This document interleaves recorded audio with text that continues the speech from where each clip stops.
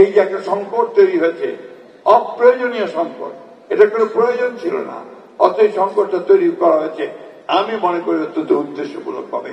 অর্থাৎ বাংলাদেশের যে গণতান্ত্রিক উত্তরণ যে পথ, সেই পথকে বাধাগ্রস্ত করা, বাংলাদেশে সত্যিকার অর্থে সংস্কারের জন্য যে নির্বাচন হওয়া দরকার সেই নির্বাচনকে বাধাগ্রস্ত করা, জনগণকে ভবিষ্যৎকে একটা অনিশ্চিত অবস্থায় ফেলা।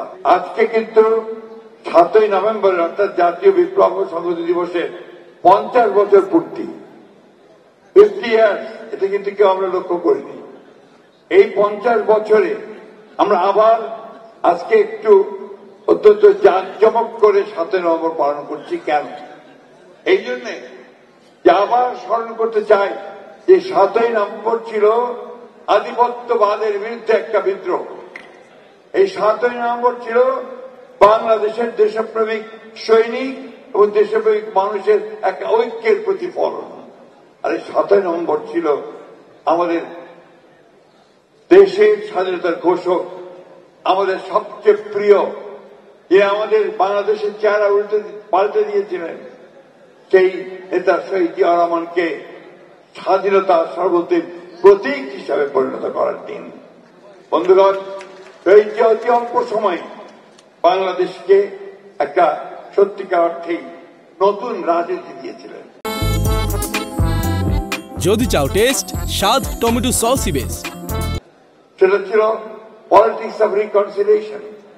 কথাটা শুনলে অনেকেই আবার হয়তো বিভিন্নভাবে ব্যাখ্যা করতে পারেন, বাট পলিটিক্স অফ রিকনসিলিয়েশন আজকের দিনে এই মুহূর্তে সবচেয়ে প্রয়োজনীয় রাজনীতি বলে আমি মনে করি বন্ধুগণ। এবং তিনি দিয়েছিলেন কি ফিলসফি অফ বাংলাদেশ জাতীয়তাবাদ। এটা আমি ব্যাখ্যা করতে যাব না, দীর্ঘ সময় লাগবে। পলিটিক্যাল রিফর্মস, এই পলিটিক্যাল রিফর্মস গুলো অর্থাৎ একদলীয় শাসন ব্যবস্থা থেকে বহুদলীয় শাসন ব্যবস্থা, গণতন্ত্রের উত্তরণ, সংবাদপত্রের স্বাধীনতা, জুডিশিয়ারির স্বাধীনতা, সবকিছুকে তিনি অতি অল্প সময়ে নিশ্চিত করেছিলেন। আর ছিল ইকোনমিক রিফর্মস, একটা বদ্ধ অর্থনীতিকে তিনি একটা মুক্ত অর্থনীতিতে নিয়ে এসেছিলেন। নতুন করে মুক্ত বাজার অর্থনীতি এবং বেসরকারি যে বিনিয়োগের ব্যবস্থা করে তিনি অর্থনীতিকে সামনের দিকে এগিয়ে নিয়েছিলেন। কৃষি বিপ্লব, শিল্প বিপ্লব তখনই শুরু হয়েছিল বন্ধুগণ। তিনি বাংলাদেশকে সত্যিকার অর্থে একটি স্বাধীন, সার্বভৌম, প্রগতিশীল এবং অসাম্প্রদায়িক বাংলাদেশ হিসেবে গড়ে তুলতে চেয়েছিলেন। আজকের দিনে এটা অত্যন্ত প্রাসঙ্গিক। বন্ধুগণ, বক্তব্য বাড়াবো না, আজকে এখানে জাতীয় নেতৃবৃন্দ আছেন, সকলের আহ্বান জানাতে চাই, এই যে একটা সংকট তৈরি হয়েছে, অপ্রয়োজনীয় সংকট, এটা কোনো প্রয়োজন ছিল না, অতএব সংকটটা তৈরি করা হয়েছে আমি মনে করি অত্যন্ত উদ্দেশ্যমূলক হবে।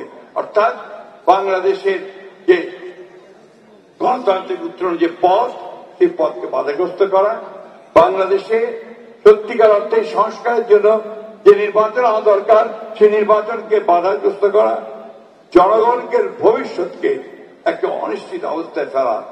আসুন আজকে আমরা সবাই সেই জায়গা থেকে একমত হয়ে সবাই মিলে ঐক্যবদ্ধভাবে সেই সমস্ত চক্রান্তকে রুখে দিয়ে বাংলাদেশকে সত্যিকার অর্থেই একটা গণতান্ত্রিক রাষ্ট্রের উত্তরণের পথকে সুগম করি দেশনায়ক, দেশনেতা আমাদের তারেক রহমানের নেতৃত্বে।